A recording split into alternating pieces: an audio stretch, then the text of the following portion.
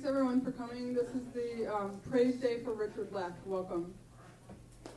Yeah. My name is Karen Lillis, and I'm the editor of Words Like Kudzu Press. We're here today to celebrate the life and words of the poet and storyteller Richard Leck, who died at age 75 at the beginning of his publishing career. Born in Hudson County, New Jersey in 1933, Richard lived in Jersey City until 1976 and began frequenting Greenwich Village in the 1950s. He died in his bed on East 12th Street after he had called the East Village home for many years. I'd like to say that I was excited to publish Richard's poems.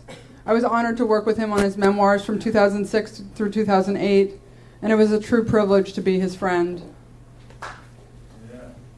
I've invited several writers here today to give life to Richard's poems and stories, and I hope it offers some remembrance of his life and an introduction to his writings. The readings today will be from Memory Hair, a chapbook of Richard's poems from 2008, and Jumped, Fell, or Was Pushed, a memoir in progress. And also on the back table, you've probably seen, there's a bunch of books. So one is Memory Hair and one is a zine called Go Metric. Go Metric has an excerpt of the memoir, and the chapbook obviously is his poems, and they're all free. So anyone wants to take one or two, or anyone wants to read these, that's great.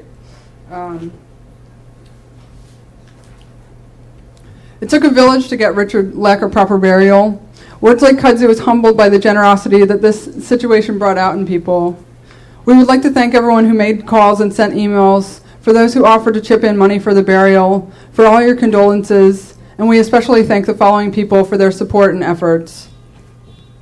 Richard's close friend, Frances Wynn, for not taking no for an answer and for doing all the New York City footwork. Graham Raymond at the Village Voice for his committed and compassionate journalism and for writing the story that got Richard buried. Inez Adon at the New York City Mayor's Office for Veterans Affairs for taking care of Richard's cemetery plot and burial. Anthony Alexander at the Sirovich Senior Center for making many of the necessary calls. Glenn Bergeron for explaining funeral vocabulary to me.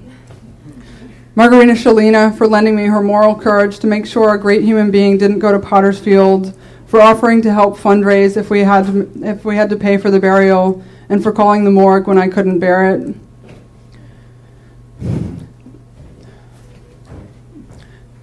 Peter Frizzoloni,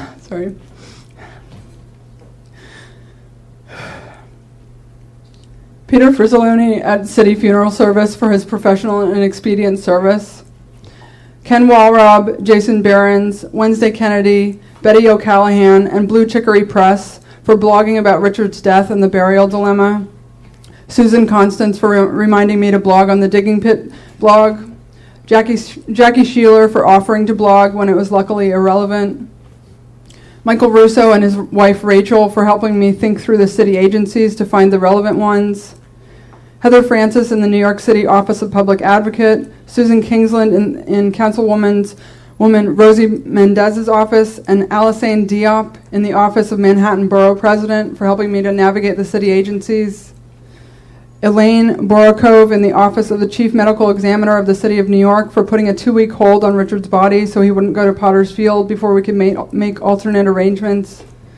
Cecil Bird at the National Association for Concerned Veterans for being ready to pull out all the stops to get one veteran buried properly.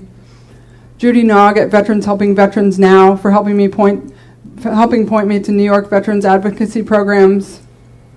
Shirley Handy in the New Jersey room at Jersey City Public Library, Barry Chad in the genealogy room at Carnegie Public Library of Pittsburgh, and Siobhan Fagan in New York for helping me seek Richard's next of kin. Jennifer Unruh for sharing her knowledge of genealogy websites. Bob Holman and Gary Glazner at Bowery Poetry Club for helping me organize a memorial reading for Richard. Thank you. Mike Marks in Westchester County for helping me get word to his congressman who sits on the House VA committee. Alina Del Pino for reminding me to write thank you notes.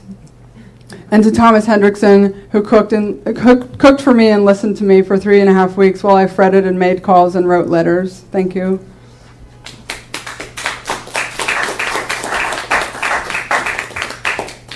And And we have a very exciting announcement today. I'm very happy to announce that Richard's poems, papers, and manuscripts and letters were delivered on May 1st, 2009 to NYU Library, Fales Special Collections, where they will be part of the collection.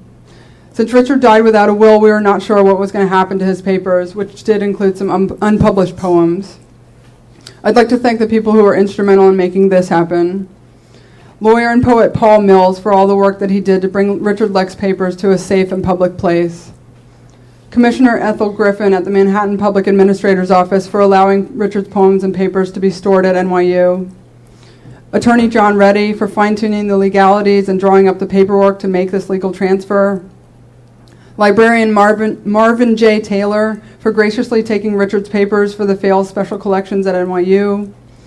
Councilmember Rosie Mendez and her staff member Barbara Sherman for helping us navigate the process with the Public Administrator's Office. And Bob Holman for responding immediately when I asked him, "Do you know a poet lawyer?"